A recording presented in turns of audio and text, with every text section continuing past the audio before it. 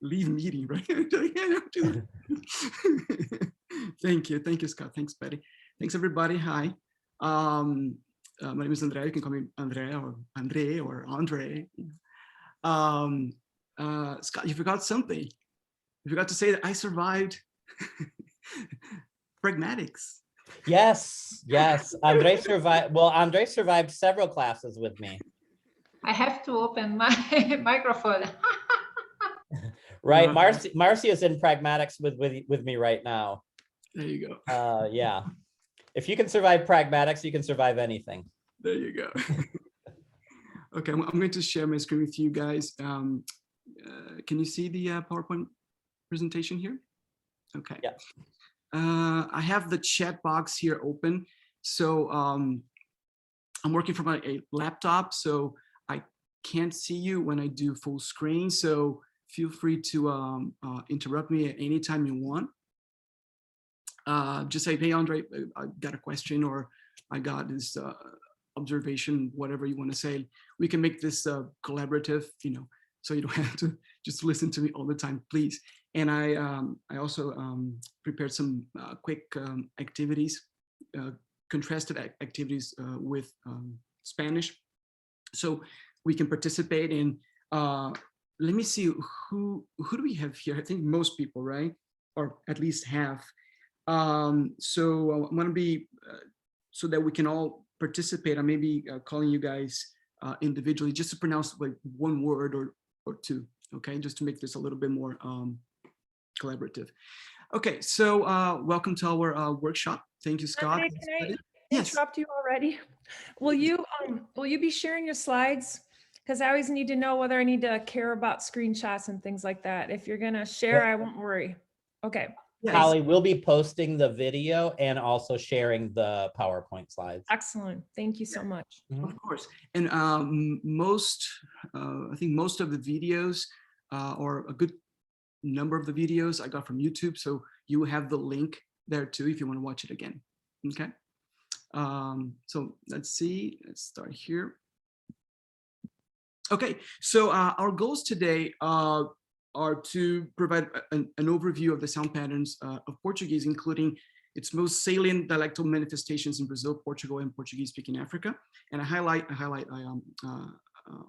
underscore most salient because there's just no way to talk about every single little pattern out there. But I selected most of the salient ones, particularly going from a Spanish perspective, okay? And contrasting always when we can with examples from Spanish. And also to address and discuss specific questions and interests related to Portuguese sounds that you guys indicated in the registration form and what Patty shared with me. Because you guys have different backgrounds, right? We have native speakers, we have professional linguists, we have beginners, we have advanced learners, we have K-12 and university instructors of Spanish and or Portuguese. So we have a very heterogeneous group, okay? So basically, first 10 minutes or even fewer minutes than that, we're gonna be contextualizing our presentation, just some basic notions and assumptions about variation, about Portuguese in the world. 30 seconds or even fewer seconds about the syllable. And it's important to know, to have this basic notion of the syllable, because a lot of the variation in pronunciation needs to take into consideration the syllable structure, right? There are some sounds that you have in this dialect that only occur at the end of the syllable, or at the beginning of the syllable, and so on and so forth. Then we move into the meat of it, starting with the vowels. There's a lot of variation. At the end of the vowels, we can take a 5-minute break, or we can just keep going if you guys are up for it. And then we move into consonants, starting from what we call standard varieties and then going into dialectal phenomena. And then we can have our discussion with questions, comments, things about teaching toward the end, okay? And Patty will be kind to let me know when we have about, I think, 30 minutes, right? You said, Patty? Patty, you're there? Yes. Okay, so that we have enough time for discussion. If you want to leave your microphones on throughout the workshop, please do so, right? Unless, of course, you have dogs barking or something. So basically, Ayo, how many speakers of Portuguese as a first language do you think there are in the world? How many speakers? I don't know. That would be millions, right? People from Brazil and Portugal, I believe. How many millions? Probably a little over 300 million. Almost there, almost there. We're still in the 200s, right? So according to the Ethnologue from 2019, we have roughly 221 million speakers of Portuguese as a first language, right? And that makes Portuguese the sixth most spoken language in the world in terms of number of native speakers, behind, of course, Mandarin, Spanish, English, and Arabic, and I think Bengali. Then another question is, where is Portuguese spoken as an official language, right? Besides Brazil and Portugal. As an official language, we have, of course, Brazil, Portugal, but then we have African countries such as Cabo Verde, Guinea-Bissau, São Tomé and Príncipe, Angola, Mozambique. Equatorial Guinea made Portuguese one of its official languages recently. And of course, East Timor, right? But this number here is a little bit misleading because it assumes that everybody in Angola, everybody in Mozambique, everybody in Guinea-Bissau speaks Portuguese as a first language, and we know that that is not true, right? Many speakers, I think less than half in Mozambique, in Angola, actually speaks Portuguese as a first language, right? A lot of people end up learning Portuguese at school, right? And they learn other native tongues at home, right? But then that is also different from Portuguese in the world, right? Portuguese is a global language. So we have Portuguese speakers basically all over, right? If you go to Miami, you're gonna run into Brazilians. If you go to Buenos Aires, and Mark can tell us about, in Buenos Aires, there's a lot of speakers there. Here in the States, in the West Coast, here in Southern California, in Northern California. In fact, in San Jose, they have the Portuguese Historical Museum. In the East Coast, you have not only Brazilians, but also descendants from people from the Azores. In Europe, many Portuguese have immigrated to France, Germany, in India, in Goa. In Japan, a lot of Brazilians, descendants from Japanese folks go back to Japan to work, right? So it's basically all over the world. So in terms of the macro dialects in Brazil and Portugal, I found this particular image. It's not too scientific, but it just gives you an idea of how much variation we have in Brazil, right? So when we talk about Brazilian Portuguese, perhaps we should be talking about Brazilian Portugueses, right? Because somebody from the extreme south in the interior of Rio Grande do Sul, right? This state here speaks quite differently from somebody from Paraíba or Recife all the way to the northeast, okay? In Portugal, we have basically two big dialectal areas. We have these two areas here, which are light purple, famously known as Central Southern varieties, and the Northern varieties, right, that we have here. This Northern Portugal is usually more conservative in terms of linguistic features, right? So it preserves a lot of historical characteristics, whereas Southern Portugal or Central Southern Portugal, including Lisbon, of course, you have a lot of so-called innovations in terms of linguistic features. And then also we can't forget about insular Portugal, right? Namely the Azores and the island of Madeira, okay? So the syllable, moving on, basically syllable, let's not be too technical here. Let's just say the syllable is a group of sounds, right? They go together. So se, a, ro, nha, tu, lia, fes, pris, trans, these are all called syllables, right? And this syllable has this structure. the nucleus, the core of it in Portuguese and many other languages is a vowel, okay? And what comes before the vowel is what we call onset, and what comes after the nucleus is a coda, and onset and coda are consonants when they are there. So a word like ir, you have the nucleus E, and the R is in the coda. Pés, right, feet, we have E as a nucleus and P in the onset and S in the coda, or just the article or the preposition a is just the syllable a, okay? Don't worry about this, those of you who are not linguists, don't worry about this technical terminology, just know that you have a vowel and then consonants can come before it or after in the syllable, okay? That should be enough for us to study the varying patterns moving on. So starting with the meaty part of the workshop, talking about vowels. Vowels, as we just talked about, they are the nucleus of a syllable, right? Phonetically speaking, they're the sounds produced with an open vocal tract, okay? And then you can ask, well, how many and which vowels do we have in Portuguese? Well, it will depend on the dialect and also on the syllable and the stress position within the word. And we're gonna see tons of examples. So let's take Brazilian Portuguese and Spanish and try to do this comparison here. And I put standard varieties, standard in quotation marks, because the idea of standard varies even regionally, okay? So if you ask somebody who's not a linguist, who's not a language person, let's say my father-in-law, right? He's a native Spanish speaker, and you ask him, well, what are the vowels of Spanish? And he will most likely tell you a, e, I, o, u, right? Or if you ask a native speaker of Brazilian Portuguese who's not a linguist, who's not a language person, like my mom, she's gonna say, well, a, e, I, o, u, right? Why are you guys are interested in this thing? It's just so simple, a, e, I, o, u, right?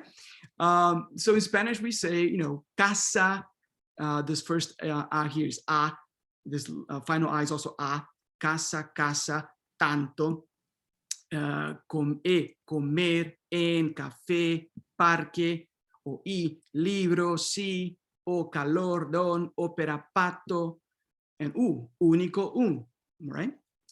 But then in Portuguese, when you start listening to people, you say, wait, there's something going on here, right? I can understand it, but it's just not the same. And so we learned that what we put as orthographic A actually can have at least three pronunciations in Brazilian Portuguese. So you have this first A here from casa is just same as Spanish, ca, right? Casa, casa. But this final A here, which comes after this, the stress syllable, is not really A, right?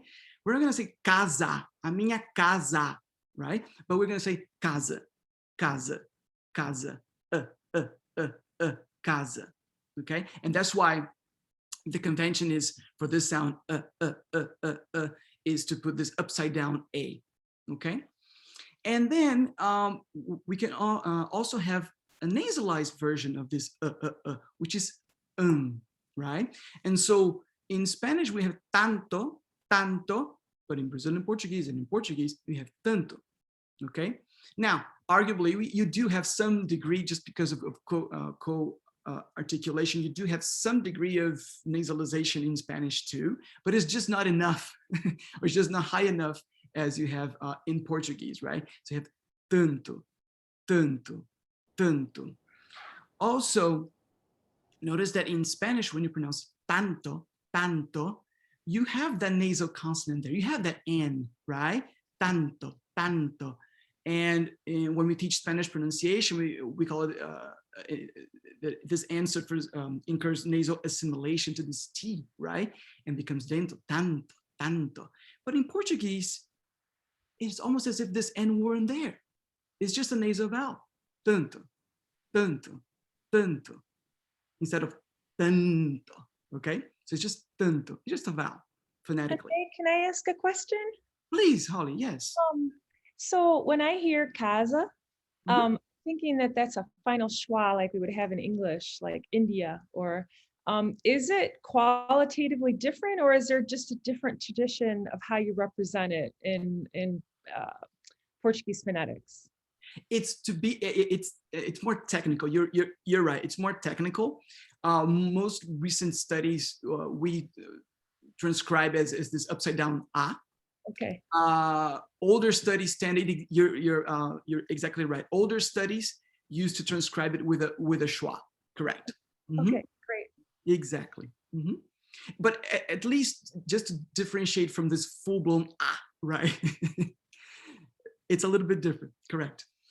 Then we move on to orthographic E, and we say, well, there are 4 pronunciations, right? So comer, comer, okay, it's the same as Spanish. And then we have nasal E.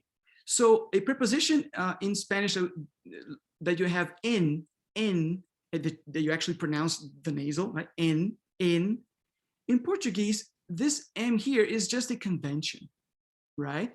Nobody says M, but in. I don't know if can you guys see me? Can you guys see me? Or no? Yes. Okay, so if you look at me, it's weird because I'm just talking to this screen. So if you look at me, if you look at my lips, I don't close them. I just say in, right? So orthographically, they could have just say, okay, just put this little tilde here on top of the A and be done with it. That would have been a lot easier for learners, native and non-native alike. But conventionally, they decided, let's put this M final, and then you have everybody who starts taking Portuguese, every single person starts taking Portuguese, they will say em casa and not em casa, okay? Then you have this open E, which we're gonna be talking a little bit about in a few minutes. Always when the E has the acute accent mark, it is an open E. So notice that in most standard varieties of Spanish, we have café, but in Portuguese, it's always café, okay? And then the final one, in Spanish, we have parque, in standard Spanish, right? We know that there are dialects that don't, but okay, in standard Spanish, you have parque. In Portuguese, parque, okay? Pedagogically, we could think about it, okay, it's an E, let's just say parque, right? But technically, phonetically, instrumentally speaking, it's not necessarily this full-blown E, right? Parque, but parque, parque, parque, okay? And then we have E, livro, and the nasal counterpart, sim. Again, this final M, you don't pronounce it. It's just an orthographic convention. Just nasalize the E and you're good to go. Sim, okay? The O mirrors a little bit E, right? So you have calor, don. The open O, opera, and the unstressed final O, pato. Some authors like to, particularly the Europeans, like to transcribe it as a full-blown U, right? Pato. And many speakers don't actually say pato, but rather pato, which is a little similar to what we have, for example, book, pato, okay? And then U, we have the oral U, único, and also the nasal counterpart, Again, you don't close the lip, you just say okay? And then to put this in a graphic representation, you have here I, E, A, O, U, and then what we're going to be talking about, the so-called raised E, unstressed E to I, and the raised O to U, and not necessarily U, okay? And then as Holly was mentioning, the which could be a schwa for pedagogical purposes, okay? And then you have European Portuguese that has an extra vowel, okay?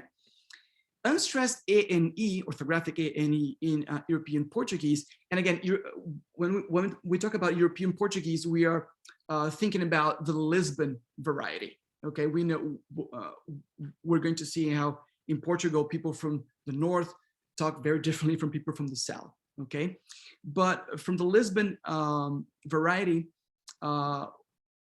words like these, we have this crossed I here.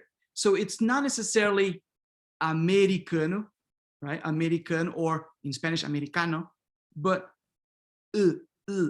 americano, americano, americano, levou, levou, leite, leite, sete, sete, ministro, ministro, militar, militar, militar. It's an E, but central, okay? So a little bit more toward the back, okay? And of course, Portuguese, you would have these three, Brazilian Portuguese, you have these three E, and then in Spanish, E, okay? Now, talking about Spanish or special vowels for Spanish speakers, the ones that give us most troubles, okay? Stressed A before nasal consonants. So orthographically, when you have an A with a circumflex or without it, before an M or an N or an NH in a different syllable, okay? You have the okay? And so in Spanish, you have A, in Portuguese, you have And so cámara, cámara, this M here that is in the following syllable is closing this A to câmara, câmara, câmara, lámina, lâmina, fama, fama, cama, cama, urbano, urbano, piano, piano, baño, banho, araña, aranha, okay? Now, there are dialects in Brazilian Portuguese that also nasalize these us, and then you have So there are speakers who would say fama, fama, cama, urbano, piano, okay? But you not necessarily need to nasalize it, but you do need to close it a little bit, that A, okay? Andre, did you say that this is true in both macro dialects? Yes. Or is it only Portugal? Okay, great. This is general, yes, yes. Now, the degree of this A being closed will vary phonetically. In fact, I remember until recently talking to a couple of friends who are from Minas Gerais, from north of São Paulo. I'm from São Paulo. And they want to mock the way I speak, and they would hyper close this A, and they would say, "O André fala assim." Okay, but you do have this throughout. Okay, you're not going to hear native speakers saying cámara, right? Like Spanish, right? Most likely not. Okay, so some degree of you're gonna have to have cámara, cámara, and so on and so forth.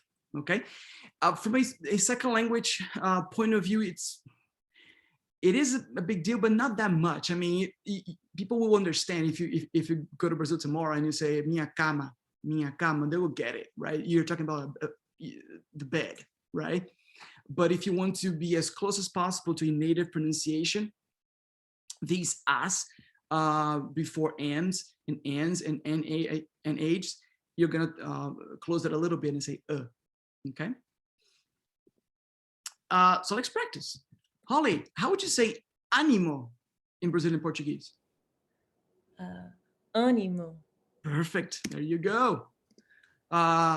Mark, simultâneo. Simultâneo. Perfeito. Ayo, cerâmica. Cerâmica. Cerâmica, I don't know if everybody's here. Let me see. Angela, are you there? No? Caitlin, are you there? Yes, cerâmica. Cerâmica. And Caitlin, again, how would you say mecânico? Mecânico. Mecânico. Very nice. Scott, programa. Programa. Programa. There you go. Holly, crânio. Crânio. Crânio. You got the gist, right? Britânico, britânico, drama, drama. Okay. Then in word final stressed a, as we just saw, we have this upside down a, or even a schwa, as Holly mentioned, instead of para, right? Which, depending on the socio-pragmatic context, right? If somebody doesn't hear you and you want to make sure that they do, you say para, then you have a full-blown a, right? But in colloquial speech, just speaking, you say para, boca, boca, boca, comida, comida, comida, vaca, vaca, vaca, camisa, camisa, camisa, okay? Versus in Spanish, para, boca, comida, vaca, camisa, okay? So let's do it again. Mark, mochila. Mochila. Mochila. Scott, agua. Água. Ayo, agenda.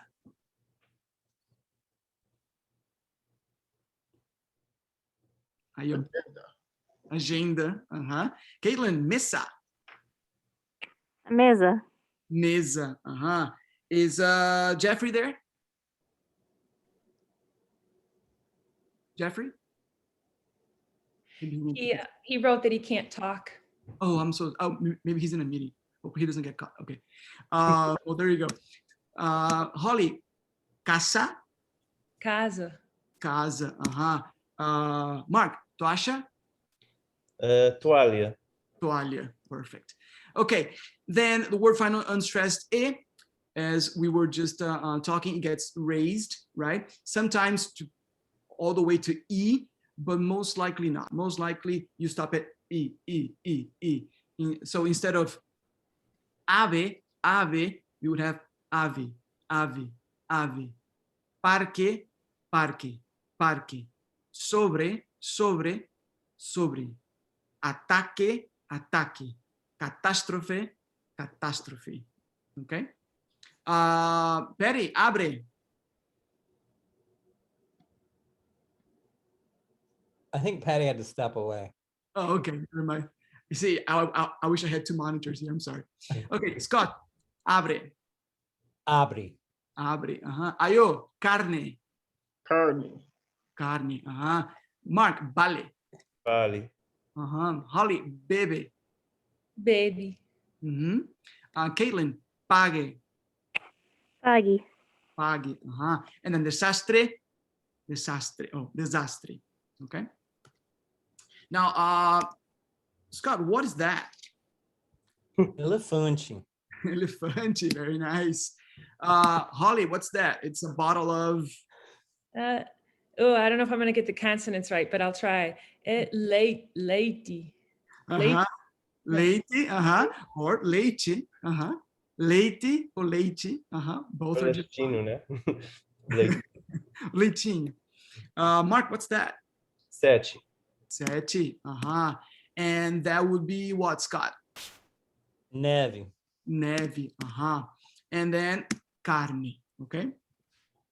Unstressed, word final unstressed o raises to u, or sometimes all the way up to u.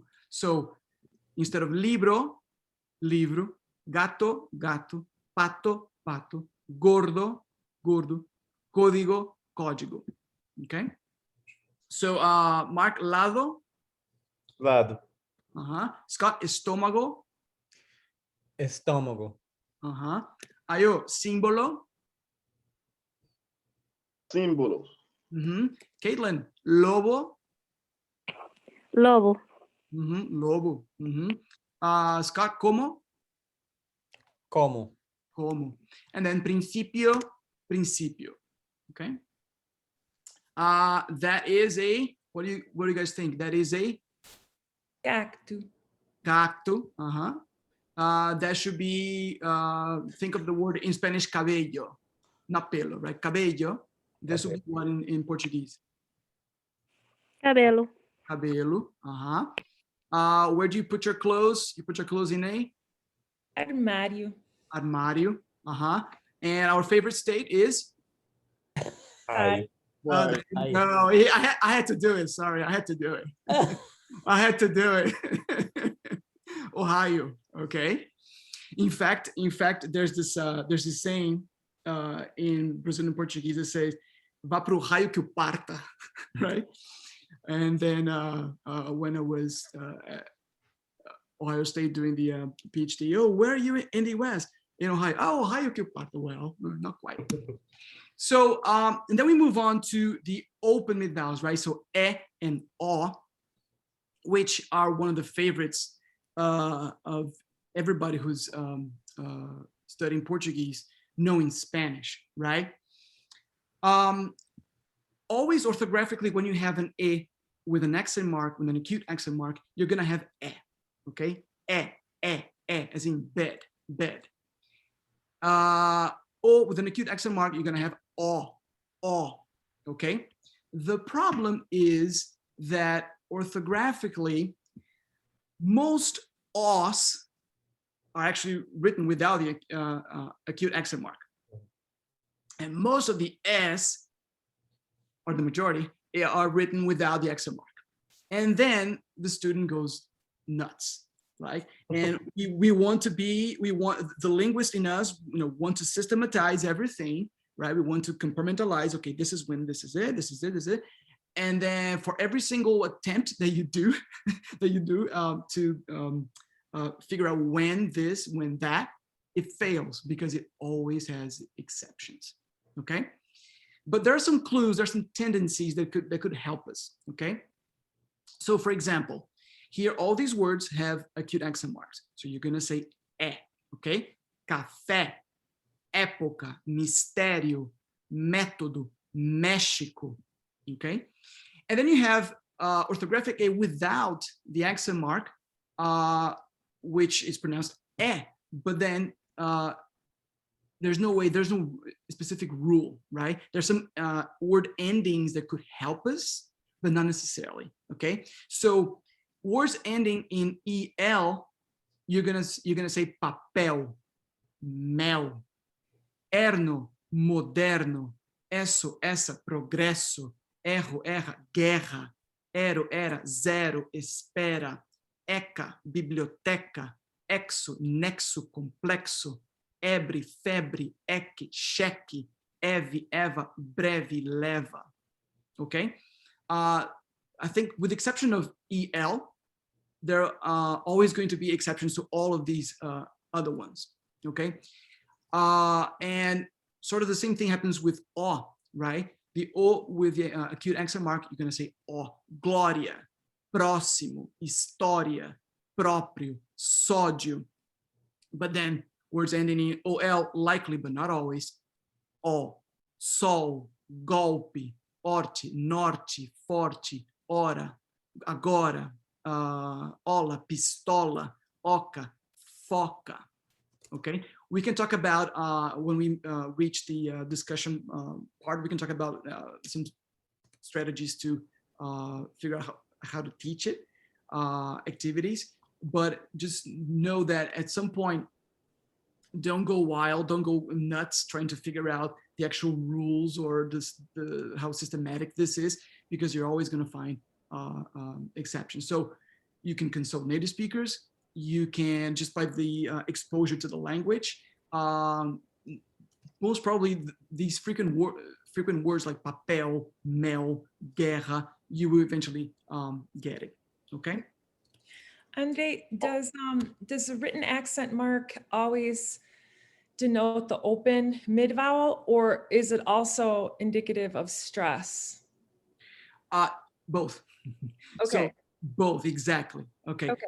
These S are always stressed. Correct. But I mean, would you ever use a written accent mark over a different vowel just to indicate that that's where the stress, I mean, is it also about stress location or an exception to where you would expect stress, or only used in this vowel quality way? I don't know if I'm asking my question With clearly. the accent mark, okay, so the accent mark will mark the stress syllable, no matter what vowel it is, right? Just like Spanish, right? You're going to say café. And it turns out that when you put that accent mark on top of the E, is always E, and on top of the O is always O. Okay, so it never contradicts No. stress of spoken stress. Great, thanks. Problem, and I think, and in fact, I think it was, I have my sheet here. I think it was Jeffrey, who cannot talk, unfortunately. I think he indicated. I can talk now. Oh, can you? Hi, Jeffrey. How are you doing? I think he indicated in the registration form, like when is E without the accent mark E, and when is it E, okay? And O as well, okay? We cannot, again, we cannot tell you 100% that it's always going to be like this if it doesn't have the accent mark, but we have these tendencies that these endings will mark openness, right? So you're going to have E and you're going to have O, okay? So believe me, some have tried, and I'll show it to you guys at the end of the workshop. Some have tried to systematize it, but then it's always like, oh, 60% is like this, so 92% is like that. Well, there's always exception, right? So I wouldn't go nuts about it. I would just, the more you study, the more you practice, you know, at least highly frequent words, you're gonna get it right, okay? And then you have the issue of morphophonology, right? When these pronunciations relate to grammatical categories, right? Which is another thing that drives some folks crazy, and some of us linguists like amazing. Like, this is amazing. So, frequently you have in verb conjugations, okay? Versus other grammatical categories, mostly nouns. And I'll give you guys an example. Take the verb apelar, to appeal, right? Apelar. Eu apelo. But the noun is o apelo. Eu peso, o peso. Eu começo, o começo.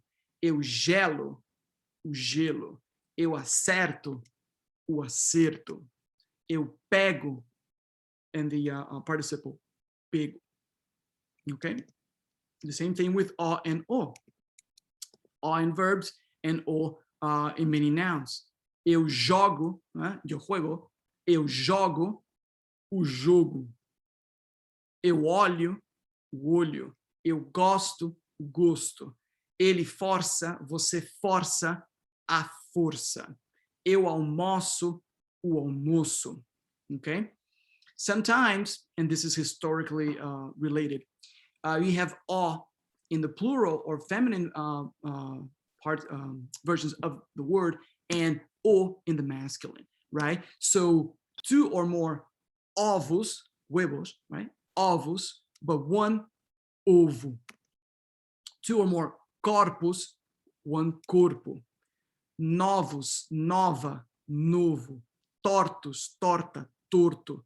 Gostosos, gostosa, gostoso. Okay, tasty, for example. Okay, and to complicate things further, you have O and O in this in homographs. So you have o corte, the cut, but if it's feminine, a corte, right? Or a forma, the shape, a forma, the mold where you bake a cake, for example. You need a forma, right? Orthographically, you always also have forma with the circumflex accent mark. Both orthographic forms are accepted, okay? But the student can see this and say, well, it's forma or forma, right? It depends on the meaning, okay? So you have these morphophonological characteristics that really do need to be taken into account, okay? So let's not go that crazy. Let's just practice a little bit with equivalents from Spanish to Portuguese. Holly, how would you say comercio in Brazilian Portuguese? Oh boy. Exactly the same. It's exactly the same thing, but the E is open. I'm gonna guess. Okay, comércio. Comércio. There you go. Comercio. Okay, Ayo, médico.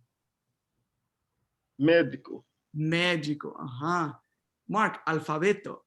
Alfabeto. Alfabeto, well, we know that forma can be forma or forma, right? So let's just say here. Well, I just contradicted myself, but anyways. Orden, orden, okay? And Scott, pasaporte. Passaporte.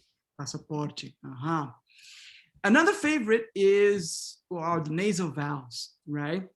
In, in, okay? So orthographically, if you have an A with a tilde on top, or the M, the N are on the same syllable, or in the same syllable, you have this nasal okay? And so this word here would not be la, but rather lun. We wouldn't have campo, but campo. Not antes, but antes. Lâmpada, not ambulancia, ambulância. Okay? Same thing for em. Tempo, alguém, entrada, têmpora, ênfase. Assim, fim, pinta, inseto, bom, ombro, 11, tonto. Notice the difference between tonto, tonto in Spanish, tonto, tonto, when you have the actual N right there, assimilating to the T, tonto, tonto, versus tonto, tonto, okay? Atum, nunca, mundo, okay? And so let's derive a few nouns from these verbs, right? Confiar, the noun is confiança. Mark, what would be the noun for mudar? Mudança. Mudança. Scott, andar, andança. Scott, tardar? Tardança. Tardança, okay? All these words ending in age in Spanish are masculine, right? El garaje. But in Portuguese, they are feminine. And you have this nasal in, right? So el garaje, a garagem. Homenagem in Portuguese would be what? Homenagem. Homenagem. Caitlin, paisagem. Passagem. Paisagem. Jeffrey, viaje. Viagem. Viagem. Again, this M here is just orthographic, right? You're not pronouncing it. You're just making the E nasal. Okay. Mark, what's that? Indiana. I had to. Sorry, I had to. Right? So think about in Spanish and Portuguese. We say Indiana, Indiana, Indiana versus Indiana, Indiana. Okay. Scott, that is what? A can of Atum. atum.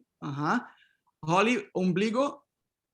Umbigo. Umbigo. Umbigo. Umbigo. Caitlin, hola would be what? Onda. Onda. And Jeffrey, how would you say pinguino in Portuguese? Pinguino. Quase, almost. Pinguim. Okay, pinguim. All right, all with nasal E. Okay, pinguim. And the nasal diphthongs. Oh my goodness. Oin. Okay. Andre, don't kill me. In the previous slide, are you saying that that was a nasalized diphthong? Which In one? penguin? No, sorry. It was almost, it was a 90+% equivalent. In Portuguese, you don't have an O. Pinguim. No, but like, so you're the M, you're nasalizing the final syllable, right? But it's gui, it's like, it's a rising diphthong. So the Gui. rising diphthong gets nasalized? I would, the E for sure, the U I'm not so sure. Probably because of articulation, right? Pinguim, Okay. pinguim, but not It necessarily. like blew my mind even more. So I just No, that's what I'm saying. Just focus on the E. Just focus on okay, sorry. focus on the E. Okay. But we do have nasal diphthongs for sure, and they are phonological, at least the for sure, okay? And we're gonna see examples. So orthographically, when we have A with the tilde and O, or a final AM right? Particularly in verbs, you're gonna have okay? So you have ação, pão, alemão, coração, mão, okay?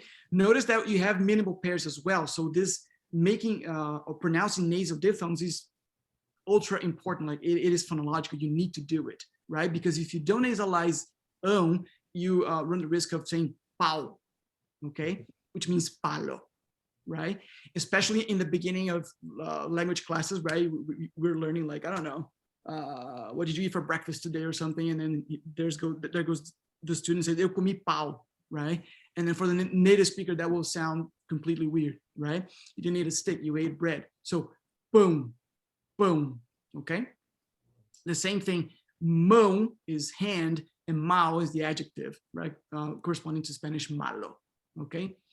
And also in the verb paradigm, right? So you have present, cantam, cantam, in the imperfect, cantavam, cantavam, in the predicate, cantaram, cantaram, and in the simple future, cantarão, cantarão, okay? Notice that it's this, phonetically it's the same, right? They are both the same pronunciation. The only difference is stressed, right? In the future, it's stressed, cantarão, cantarão, and in the others, it is unstressed, okay? Cantam, cantavam, cantaram, okay? I have a question about that, Andre. Yes, Scott. Is nasalized A-O orthographically, is that ever unstressed? No, correct, yeah, exactly. Because I've heard some pronunciations where I was like, I'm not sure if that was stressed or not. But I swear I learned that it was always stressed. It's always stressed, exactly. Okay. Exactly. And also, if you think historically, right, this if you think of the correspondent ano, right, basically historically this n nasalized the preceding a, and then it disappeared, and that's how you got mão. Okay. The problem is that all these words, these other words that end in pão, but etymologically do not have the diphthong. They have, it was just pão, right? Up until the 14th century, it's pão, alemão, coração, or coração in this case, right? Because of the Latin etymon. But a word like pão, it used to be pão. It was pão. It was at the beginning of the 16th century where you have this neutralization, and everything and on simply goes to okay? And we see this because in a lot of the plural counterparts of these words, you keep the etymology of the word without the n, right? So that's why you have pães, right? Panes. Just take the n out and you have a nasal a, pães. Alemanes, alemães. Capitanes, capitães. Catalanes, catalães, okay? And mãe has a whole separate evolution. Oin is the same thing. Pone, põe. Corazones, corações. Leones, leões. Camiones, caminhões, right? So the so-called irregular, right? The weirdo here is the actual singular, right? Where we have and on and historically speaking, and then all these three became by the start of the 16th century, okay? And so, of course, we're not going to talk about this in Portuguese 101, but it is important in a sense because the student sees mão, okay? And then one mão, duas mãos, okay? You're just doing mãos. You're just putting an S and mãos, okay? And then one pão, and analogically, the student is going to say dois pães, okay? And then you can say, well, actually, it's pães, right? And then you wait, what? Why? It's pães, right? Because you start from the singular, and then suddenly many textbooks and many grammars say that it has irregular plurals, when actually the irregular is the singular, right? The plurals maintain the, for the most part, the etymology of the word. Okay. Is this where we say that even native speakers sometimes don't know what the plurals are? Precisely. Precisely. In fact, there are a few words that end in "on," which now they have 2 accepted plurals. So I think where's the activity?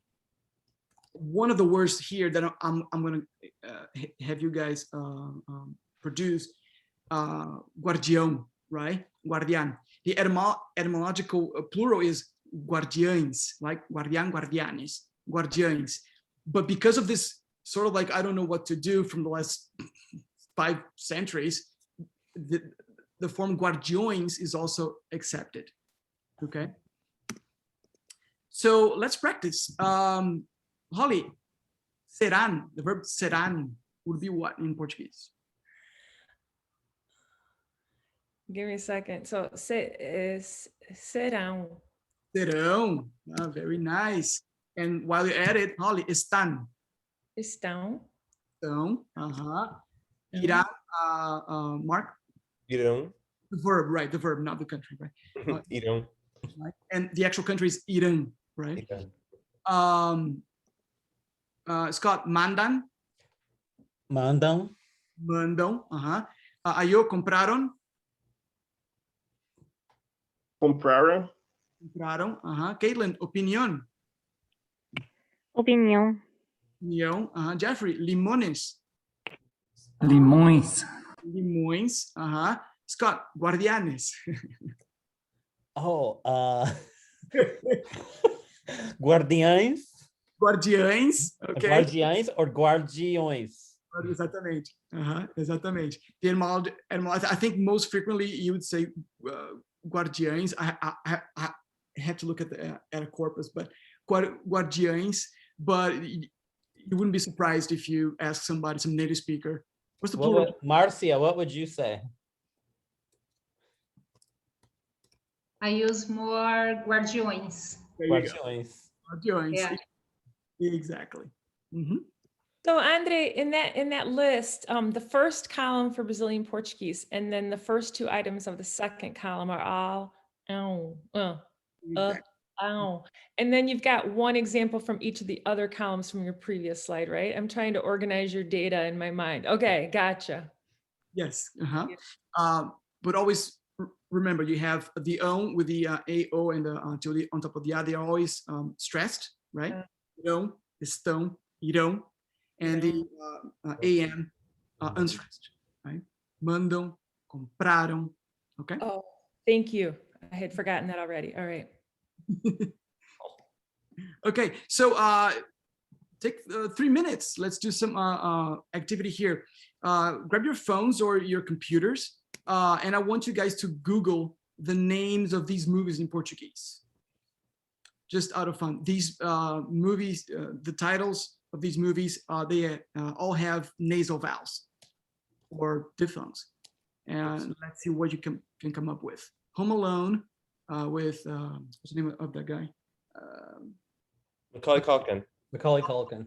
And Braveheart with Mel Gibson, and then Mission Impossible with Tom Cruise, and Jaws. Jaws is Jaws, right? Let's see what you guys can find. Well, Marcia should know some or all of them, but with a little bit of Marcia. Yeah, all brand new, right?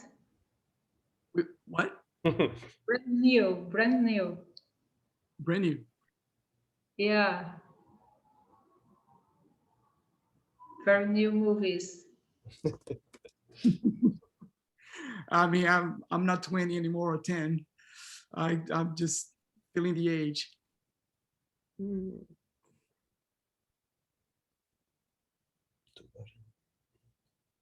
This one is literal. Mission Impossible is very literal translation.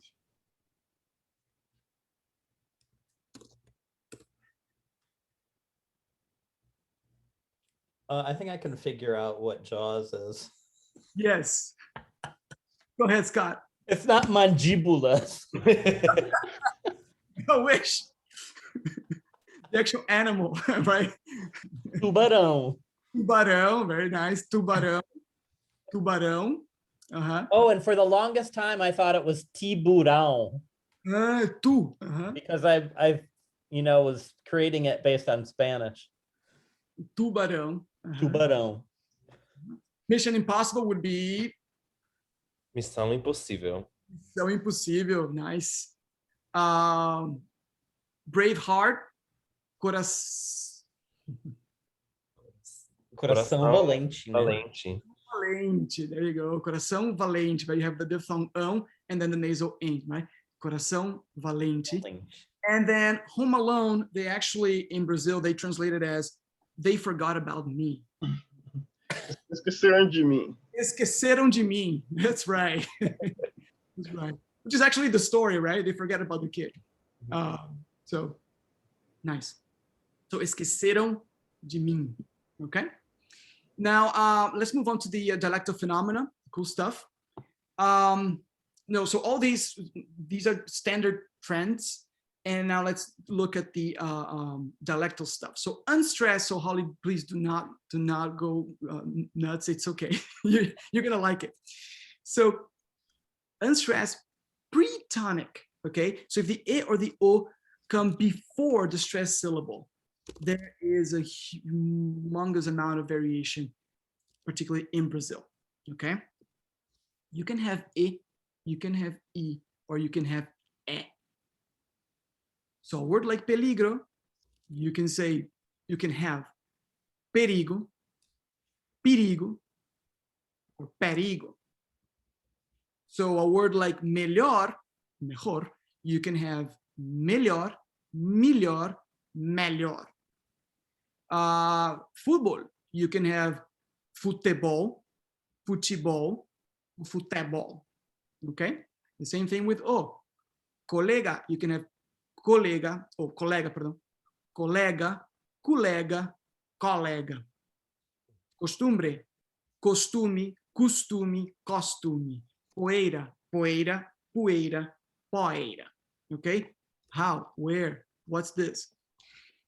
If you look at these maps from the Linguistic Atlas of Brazil, the ALIB, or ALIB, you have visual data from the capital cities. Okay, and you can see that the red is E, so a word like perigo, right? This A is E, right?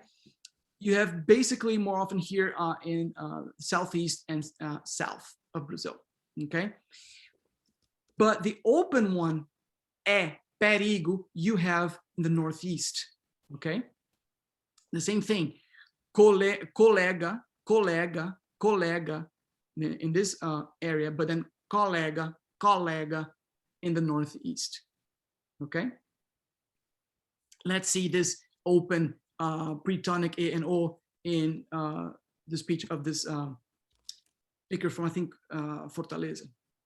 And pay attention to the E and the O, okay, which is variable. Some words she's going to say E, sometimes she's going to say E, okay? And make sure you have your mic all the way up, please. Ok, quando vamos pedir um táxi no Brasil, podemos fazer de duas maneiras. A primeira seria telefonando para uma agência. Telefonando. E aí a gente pede, olha, eu quero um táxi para o endereço tal. E uma endereço e not endereço. Outra forma seria a gente, na rua mesmo, dar o sinal e o táxi para. Não é? Então, e também temos duas formas de negociar o preço de um táxi. A gente chama de uma corrida.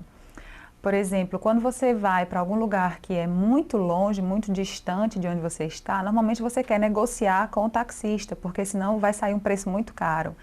Então você diz, por favor, quanto você faz para mim uma corrida daqui até o aeroporto, por exemplo?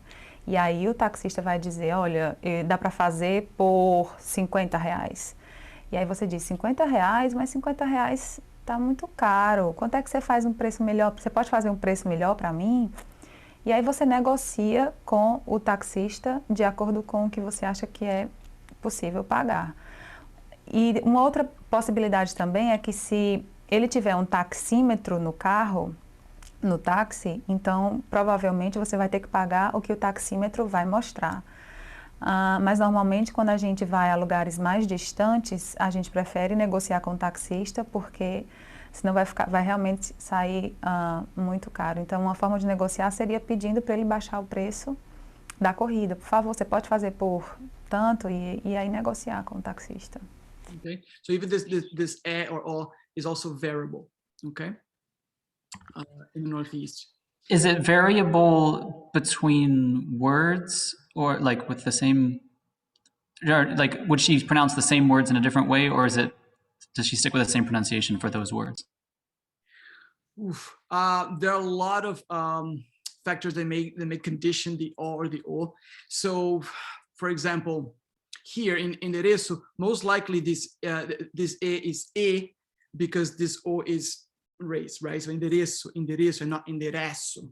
Okay, so this unstressed o, pronounced as u, sort of closes this e as e.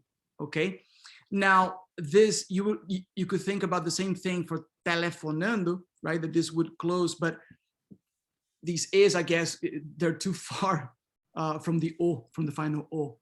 To be honest with you, I have to actually look at studies that look at social and linguistic factors conditioning the openness or not of these s or os in the Northeast. I don't think there's a particular rule where 100% you're going to have this particular vowel. Okay, unfortunately. Okay, so she says negociar, but negocia, right? And then word final unstressed a and o, you can have, we just learned ataque, right? But you also have ataque, just like Spanish, ataque. E is considered more standard in most dialects, and e you have particularly in the interior of southern and southeastern states. Okay, and so quick one, Ayo? Quick one. Back. Can you take it back to the last slide, please? I have a quick question about the verb. Okay, quando vamos pedir or pedir? So for the verb, I would say pedir. So is it pedir or pedir? Pedir, pedir or pedir. We're going to talk about what we call vowel harmony, pedir, in a few slides. If you wait a little bit. Okay, all right. Can I ask another question since you're on this slide? I think it's related to Jeffrey's question, but so I think there's 6 instances or tokens of negociar.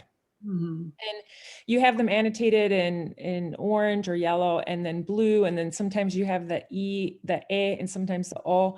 So does that mean that all those are varied in their pronunciation?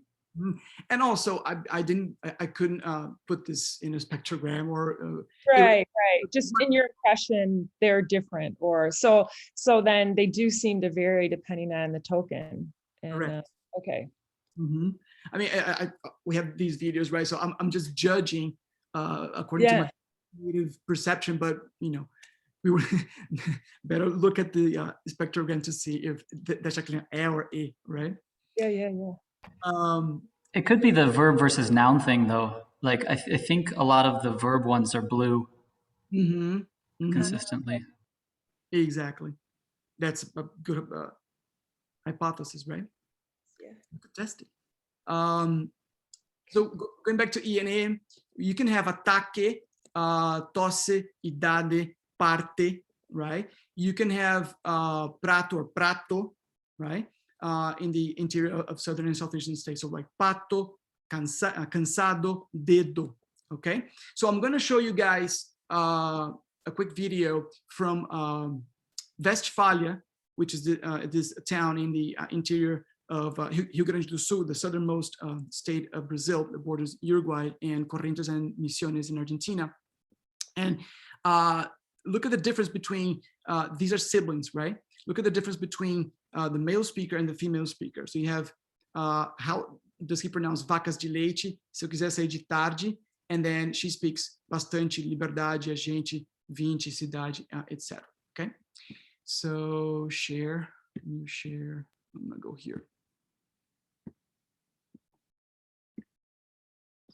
Não, pois aqui eu tenho meu dinheiro, meu trabalho tranquilo, faço o meu horário, tenho os descansos quando eu posso fazer quando quiser, mas tem também o compromisso, né? Trabalho com vacas de leite. Vacas de leite. Todo compromisso não tenho final de semana, não tenho férias, mas só que se eu quiser sair de tarde. Se eu quiser sair de tarde, ok? Eu posso me programar e fazer o serviço de manhã já, né? Temos internet também aqui. Internet. Já há bastante tempo. Bastante. E funciona bem, como qualquer outro lugar. E temos liberdade para acessar. Liberdade, okay? So you have both siblings. She has this E, while he has E and also E, okay? I'm not astute enough at Portuguese to know, but their first language is Portuguese, or because you're mentioning the German descent. Do they speak German, or are they German speakers at all? Do you know? Most likely. A lot of these towns in the interior of the southern states, they also speak German as heritage speakers. Gotcha. Right? And so Westphalia comes from, well, Westphalen from Germany, right? And I think if I'm not mistaken, Westphalia has it's a town that one of the official languages actually is actually Plattdeutsch. So for sure, they may have some interference there. Okay. But they're L1 Portuguese speakers. When you listen to them, you don't think they're second language learners or anything like that. No. Well, I noticed some interference, but not necessarily non-native, right? Gotcha. Okay. And the second thing here, I'm trying to look at the time. It's 11:15 here, so you can move on to consonants. Is vowel harmony, and that's what I was talking about. So vowel harmony, when a vowel becomes more similar to another in some respect. So E and O are then raised and pronounced as E or U, respectively, when there's already a stressed E or U in the word, right? And so instead of menino, there's often menino, pequenininho, pequenininho, perigo, perigo, right? And so ayo, pedir, right? Because you have the stressed E right there, okay? Now this is a characteristic of spoken Portuguese, but you can say pedir as well, okay? Pedir or pedir. The O goes to U, formiga, coruja, coturno, bonito, okay? And so think about this, Holly, how would you say piquenique? Sorry, I took a break to take my vitamins. Say that again. What did you say? How would you say piquenique? Piquenique. There you go. Scott, engolir. You're not showing us words. That would help. Did you mean to? Do you have a slide that has these to read from, or no? I'm so visual. Well, are you guys? Oh, what about now? Oh, thank you. That's so much better. I couldn't see. I couldn't see here because it was paused for some reason. The control panel went up. Okay, so Scott. Piquenique. Scott, engolir. Engolir. Mark, explodir. Explodir. Explodir. Explodir. Ah, yeah. Okay, yeah. Márcia, comprido. Comprido. Comprido. Caitlin, comigo becomes what? Comigo. Comigo. Then you have another process is E insertion. Again, it can be this E or E, okay? Because BP likes its syllables to have, or prefers that its syllables have a CV structure, consonant vowel, as much as possible. We end up inserting this vowel E or I, depending on the dialect, in consonant sequences that are not allowed or in words that end in a consonant. And so a word like pneu, most speakers say pneu, psicologia, absurdo, advogado, atmosfera, ritmo, or French cognac, cognac, okay? And so Starbucks becomes Starbucks. Facebook becomes what, Scott? Facebooky. Facebook. Mark, WhatsApp becomes what? I don't actually know this one. WhatsApp, right? WhatsApp. WhatsApp, palatalization. Okay, WhatsApp. Or many people like my mom who had just discovered WhatsApp, o Zap. Zap, right? Completely shorten the word here, Zappy, okay? Titanic, right? This Titanic, this big thing becomes what? Titanic. Titanic, to a more contextually appropriate word. Lockdown becomes what? Lucky down. Lucky down. Very nice. Yeah. COVID. Covid. Feedback. Feedback. Scott. Scotchy. If it's someone from Rio, it's Scotch. Yeah, exactly. We're gonna be talking about that. Scotchy. Scotchy. And Holly's favorite, Brad Pitt. Oh, Brad Pitt. Brad Pitt. There you go. Brad Pitt. And then you have year insertion. In spoken BP, many speakers often insert this E, this glide, in word final stress vowel plus S. What? And sorry for the typo here. I'll fix this. So instead of gas, a lot of people say guys, mais, faz, vez, mês, português, pés, 10, através, pois, arroz, nós, veloz, pus, cruz, Jesus, okay? And I'm going to show you guys these quick samples of vowel harmony.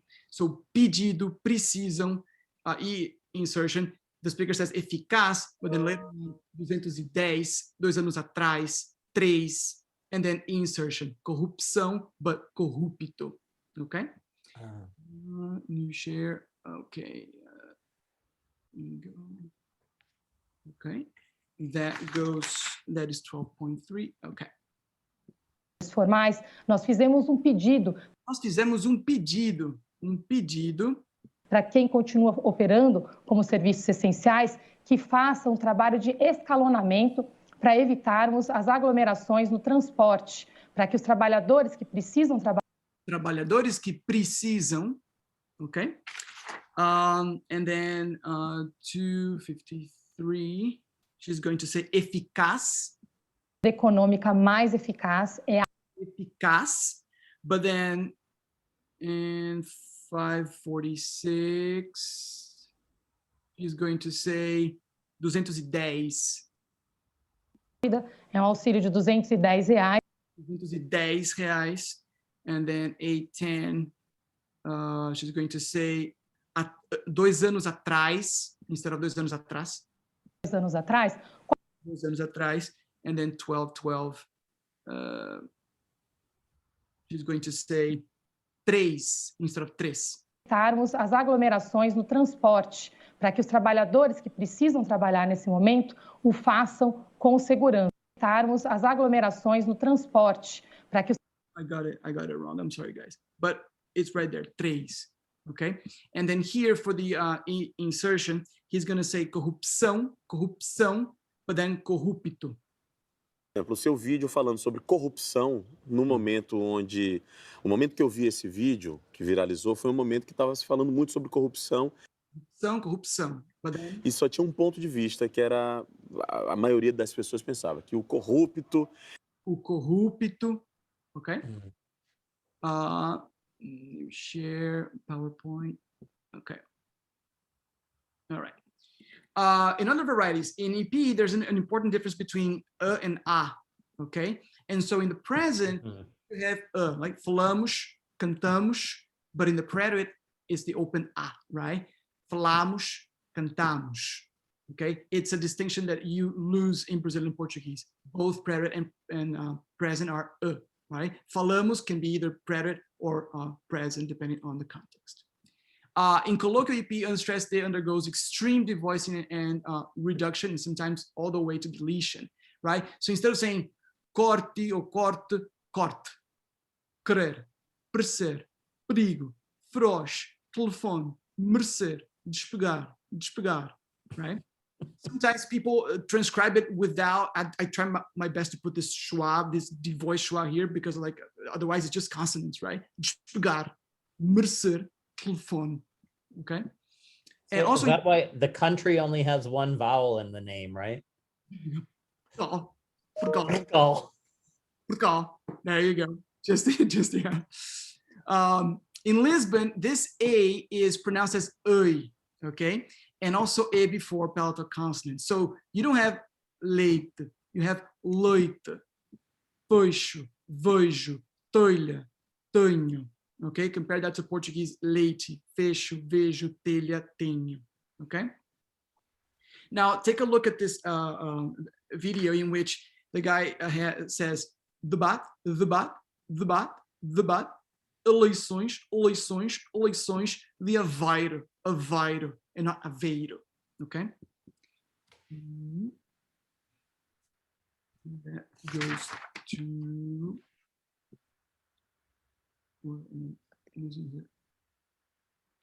how do I, okay.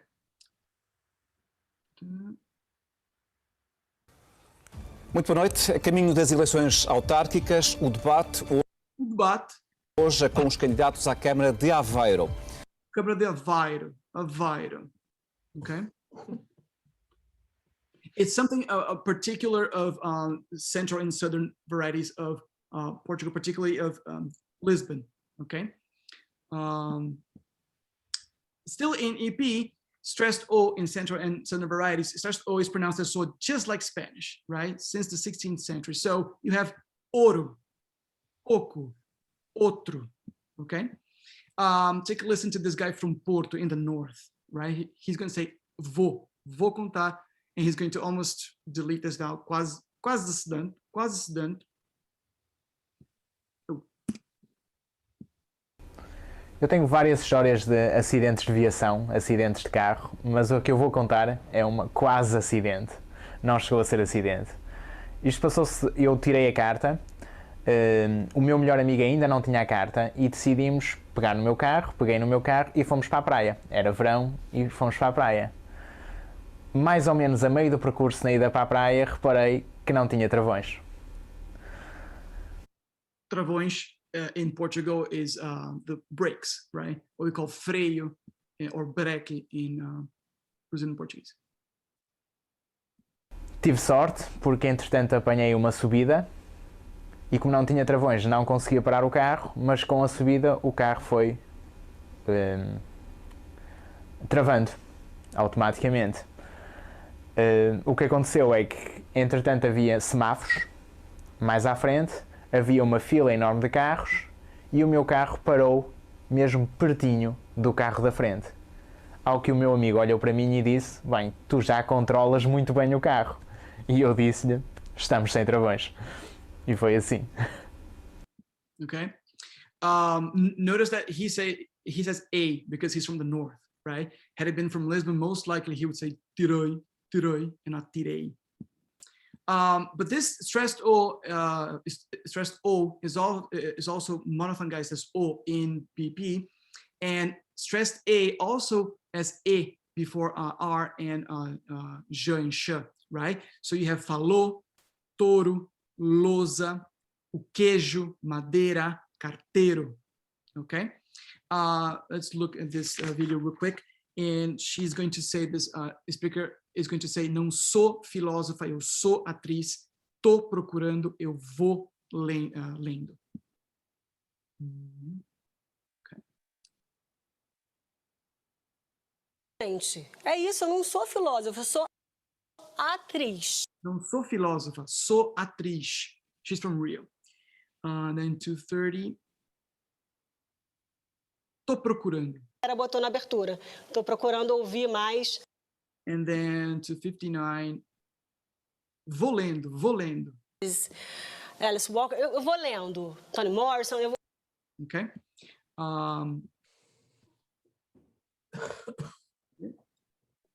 Okay, I wish we could do, if you guys are okay to keep going, because I think we are not going to have time if we do 7:30. I'll talk a little bit about consonants, okay? So consonants in Portuguese, we have a lot, okay? Let's just not talk about them, all of them, of course. Let's talk about the ones that are problematic for Spanish speakers, native Spanish speakers, right? Not those who also speak English. And the first one that I selected is V, right? V in BP and in standard EP is V, just like in English, right? So you have vaca, vila, voz, uva, inverno, right?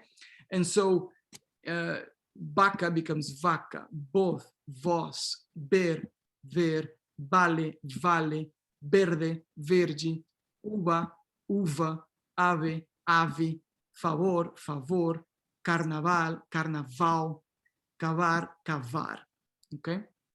But the G in BP, B is B. Bebê, right, is a stop consonant. B. Bebê, abro, sábado, turbo. D is D. Dado, lado, nada, perda. G is G. G before A and O and U is G. Gago, água, agarrar, Olga, right? In spoken EP, particularly in the central and southern varieties, you have these fricatives, almost like Spanish, but actually fricatives, not approximate, right? You have V, V, and R between vowels and after consonants except nasal. So you have, instead of sábado, sábado, right? In spoken EP, sábado, sábado. Algo, algo, and not algo. And so álbum, álbum, abril, abril, cabe, cabe, cortado, cortado, vida, vida, vida, todo, todo, algo, algo, amigo, amigo, pagar, pagar. Okay. One of the most favorite sounds of Portuguese learners is j and j, right, of BP. When d and t before e, in, I, and I affricate to j and ch. And so instead of dia, you have gia. Instead of tia, you have chia. Instead of dinda, you have ginda, cinta, ódio, sítio, arde, arte, okay? But notice that a purely orthographic instruction is not going to hold, because then the student is going to see this word and analogically, he's going to say, okay, gente, right? And so actually no, because this I is the nasal in is not V sounds here, right? And so dente, tempo, and not tempo, okay? And then you have variables like devagar or devagar, futebol, futebol, okay? I was thinking of theater. Precisely. That's the one that I never know. I never know how I'm gonna say it, and I never know how someone else is gonna say it. Teatro, teatro. It'll depend on if you do the raising or not. Yeah. That you raise, go ahead for j or ch. If you don't, teatro. Okay. Yeah. And so digo becomes digo, diálogo, diálogo. Oh, I got it wrong here, not tarde. I was thinking of equivalence, right? But of course it's tarde, not tarde.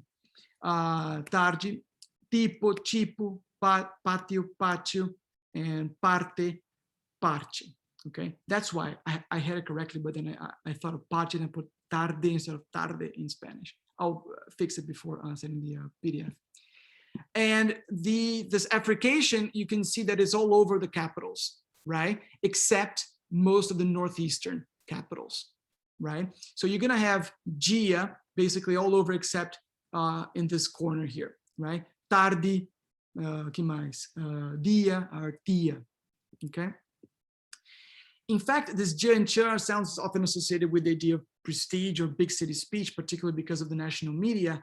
And ch and j emerged in the speech of different cities in the mid-20th century, particularly that of Rio. If you remember, Rio was the capital of the country until 1960.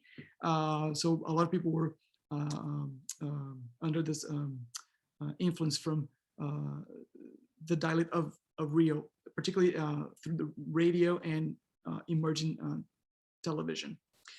However, millions of Brazilians do not have jancha, okay? A lot of people say, oh, in Brazil is jancha. For millions of Brazilians, not quite. Many have what we call incipient affrication. So instead of jancha, it's danta. Instead of G and T, it's dia. And many do not have d at all. It's d and th, right? No affrication. It's dia and tia, exactly like Spanish. And so if you think of my own family, my mother was born in the early 50s and she says dia and tia, okay? My brother born in the late 70s, dia and tia, this incipient affrication. But my sister and I, born in the 80s, in the early 80s, G and chia. Okay, and in fact, I was doing this particular topic this past Tuesday, I think, or Monday, and my mother sent me a WhatsApp or a Zappy, and I was like, perfect, I've got to put this in the workshop.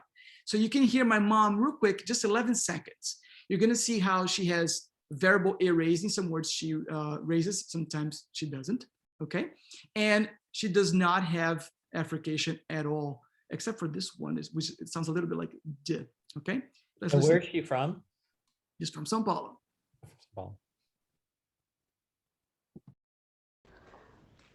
André, oi André, eu achei é fácil, só que tem um detalhe, mas acontece que é o seguinte.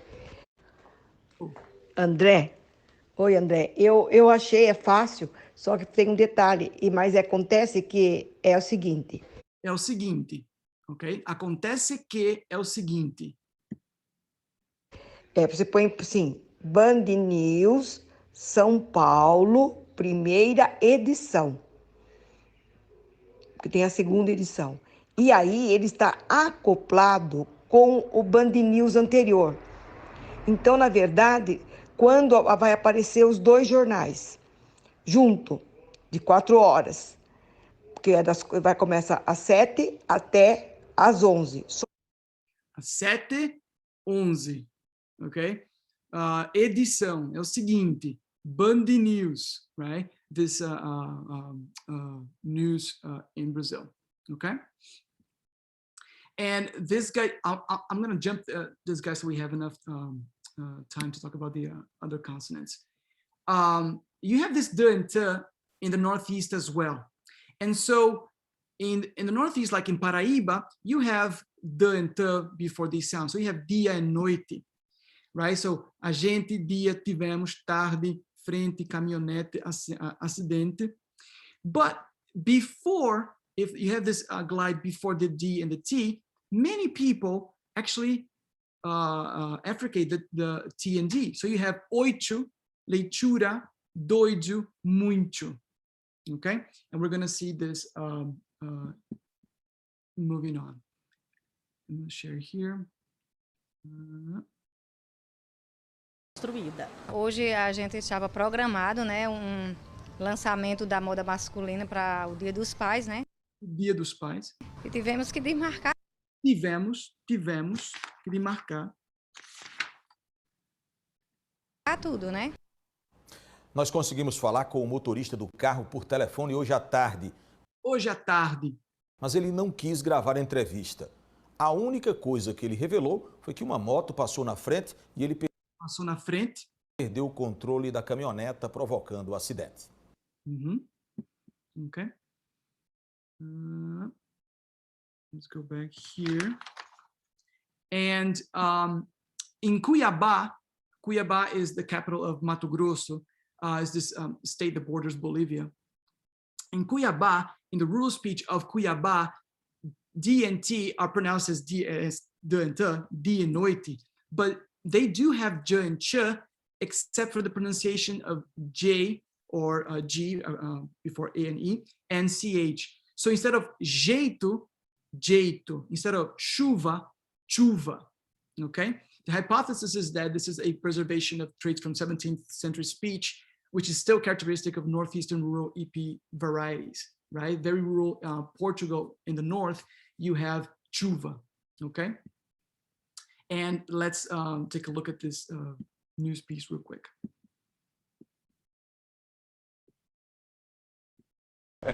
Alguns sotaques são inconfundíveis, mas os pesquisadores também encontraram formas de falar pouco conhecidas.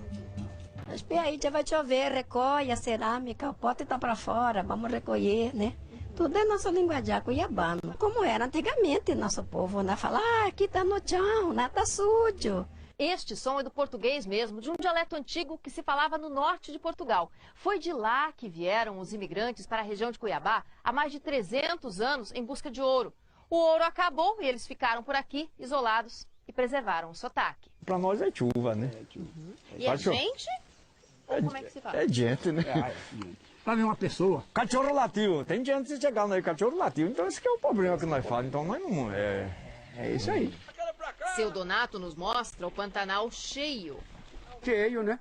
Como é que é? Cheio. Vocês podem vir falar cheio, mas nós aqui é cheio. Este sotaque é preservado junto com as músicas, danças, como parte da cultura dessa região do país. Okay. And so it takes us back to the standard Brazilian Portuguese. We have this contrast between j and sh. J, meaning for J and G before A and E, and sh for CH and for X. So já, jogo, região, gelo, chá, chuva, caixa, shampoo. Okay, so ficha, ficha, China, China, chocolate, chocolate, chocolate, macho, macho, gerente, gerente, gente, gente, girafa, girafa, junto, junto, joia, joia, javali, javali. Okay. Syllable final S. Most speakers in Brazil have s, right, in syllable final position. But select coastal cities, you have sh. Okay. So words like parties, fiestas, you can have festas, festas, or festas. Escuelas, escolas, escolas, or escolas. Okay. Looking at the map, you see those select coastal cities. You have Belém, right? Macapá as well. And most famously, Rio, right? And also Florianópolis. The rest of the capitals, the coda S is S, okay? The problem is for Spanish speakers is that in addition to E and O that we're talking about earlier, S, when it's resyllabified, both S and Sh neutralize to Z, okay? And I'll give you an example. You have as, the article as or ash. Escolas, escolas. Estão, estão. But if you put these three words together in a phrase, in a noun phrase plus the verb, right? You have as escolas estão, as escolas estão, or as escolas estão. And that's one of the hardest thing for Spanish speakers when they're learning Portuguese, is this zzz in between vowels, okay? They get neutralized, either s or sh become z when it becomes the onset of the following syllable, okay? In European Portuguese and African Portuguese, coda S is also sh, okay? So vais nos mostrar, nesta altura mostrar, okay? Let's do this real quick. This piece of news from Luanda in Angola. Vais nos mostrar o quê? Ok, Mara, nesta altura vou tentar.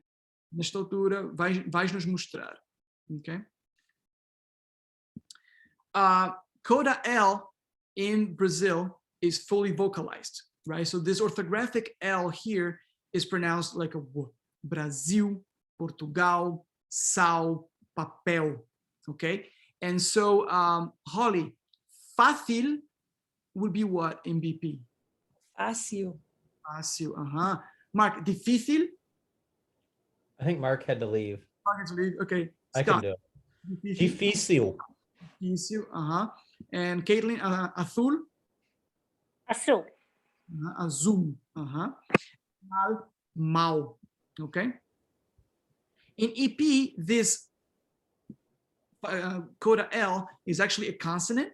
So you have a velarized L, or what we call dark L, right? So Brazil, Portugal, Sal, Papel. Actually, all the L's, to be honest with you, all the L's in Portuguese are velarized, no matter if they are in the answer or coda. Just say O and you're good, okay? And so instead of tribunal constitucional, or in Spanish, tribunal constitucional, this news anchor is going to say tribunal constitucional, okay? Catalan, sounds Catalan. Precisely. That it's one of the features that makes Portuguese more closely related to Catalan rather than Spanish, right? Por causa disso, a publicação dos resultados foi suspensa até ao Tribunal Constitucional. Tribunal Constitucional. Okay.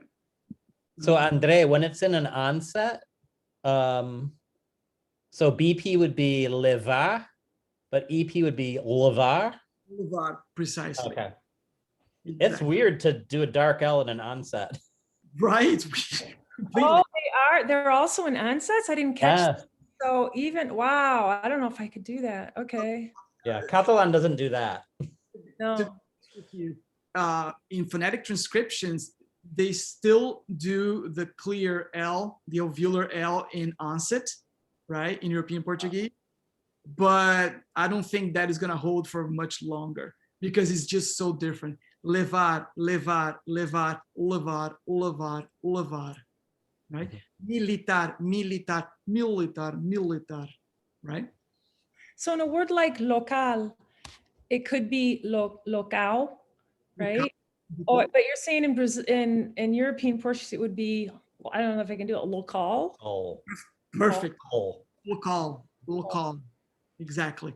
And you have this velarized L in BP too. Again, in Westphalia, instead of principal, rural, principal, obviously it's not that strong as in European Portuguese, but it is velarized, and I'm going to play it to you guys real quick so that we can have enough time to talk about everything. Where is it? Here. A nossa principal ferramenta de desenvolvimento e sucessão rural. Rural, okay. And well, R's, if there's any Wild West in Portuguese, it's R, okay? R, syllable final can have many pronunciations. Okay, so I'll give you two examples. Parto, right? I split or I depart, or birth, right? Parto, parto, parto, parto, parto, parto. Flor, flor, flor, flor, flor, flor. Okay. If you put this in the map, you can see that the flap parto, parto, you have mostly in the city of São Paulo and in southern Brazil. Okay. Most of the northern, northeastern areas, you have this from hot, right? And Minas Gerais as well. So parto. Parto. And then in the interior of São Paulo, Paraná, and all the central states, you have parto, okay? Flor. And so arte, you can have arte or arte. Amor, amor or amor. Quarto, quarto, quarto. Carta, carta, carta, okay? In BP, you also have this word final R deletion, right? Particularly in the infinitive verb forms. So instead of amar, or amar, or amar, amar. Merecer, dormir, ir, right? And I'll play one video for you guys here. São Paulo, so he's gonna have the syllable final tap. Eu gostaria de ter sido criado numa cidade tranquila na praia, porque eu nasci numa cidade muito grande, São Paulo, é uma das maiores cidades do mundo, muito movimentada, e eu, por esse motivo, eu gostaria de ter sido criado numa cidade litorânea, para poder ter jogado bola todo dia final de tarde na praia, aproveitado aquela tranquilidade, surfado mais, que eu gosto de surfar. Então eu adoraria ter sido criado na praia. Okay, so surfar. I'll play just a little bit here. This speaker is from the interior of São Paulo. He has the retroflex R, so and deletion, of course. Ok. Eu vou contar uma história que me aconteceu no meu primeiro dia de trabalho, quando me formei. Eu vou contar quando me formei. Contar, formei. And in Belo Horizonte, deletion and, ok? Bem, quando eu era criança, eu fazia muitas coisas que hoje eu não posso fazer mais. E hoje eu não posso fazer mais. Por exemplo, eu brincava de bonecas todos os dias. Eu tinha muitas bonecas e gostava muito de brincar como se elas fossem minhas filhas. Brincar como se fossem minhas filhas. Here she deletes and here she says fazer. In syllable initial position, R, yeah, you can have the flap, right? So caro, areia, abre, trabalho. But what we call strong R, right? Where in most dialects of Spanish you have the trill, you can have or okay? So you can have rápido, rápido, carro, carro, Israel, Israel, Henrique, Henrique. And so rico, you can say rico, rico, rico. Roncar, roncar, roncar, roncar. Barro, barro, barro, barro. Burro, burro, burro, burro.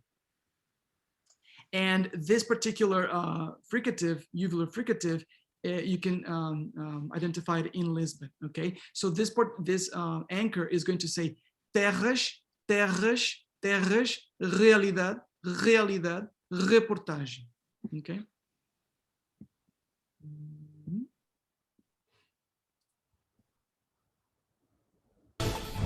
Uma vida melhor, tranquila e com um futuro à vista. É isto que os brasileiros estão à procura e que encontram em Portugal.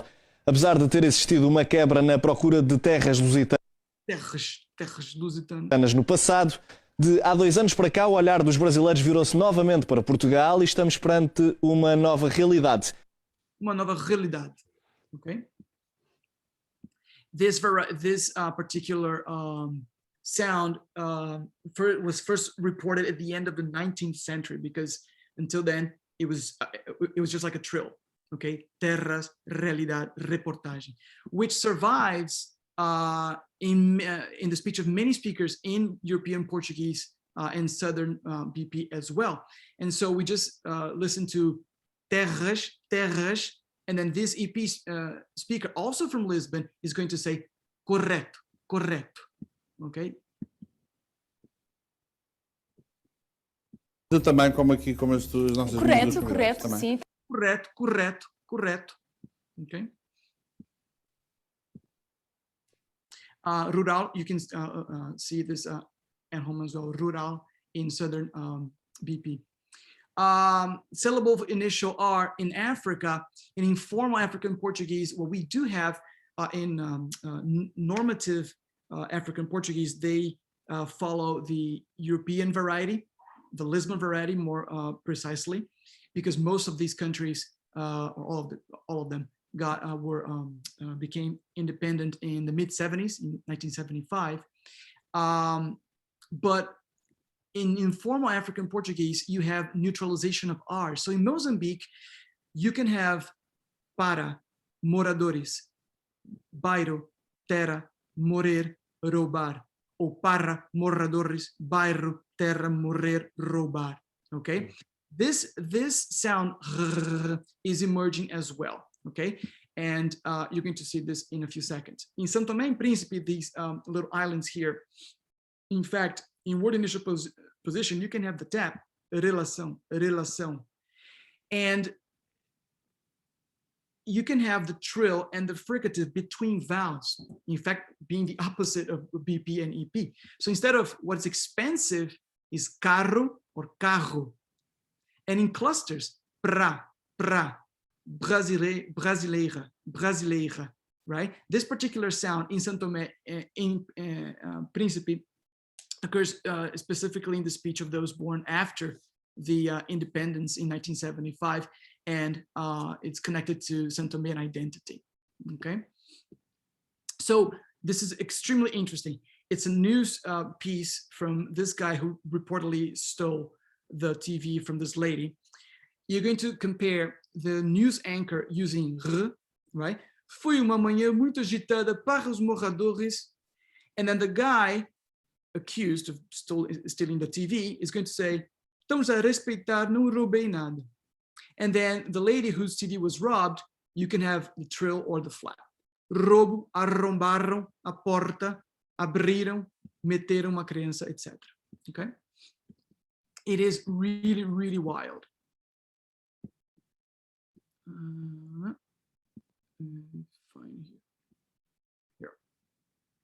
Foi uma manhã muito agitada para os moradores do bairro Inhagoiabé, no quarteirão 17, devido a uma crescente onda de criminalidade.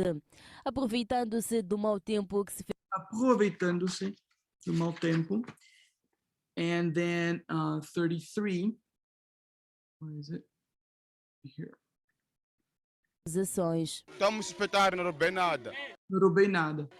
Estamos a suspeitar, não roubei nada. Estou aqui com minha família. Somos teu familiar nós. Com minha tia aqui. Estão a dizer que eu sou ladrão daquele zona. Eu não roubei coisa de ninguém. Não roubei coisa de ninguém. And then the lady in 258.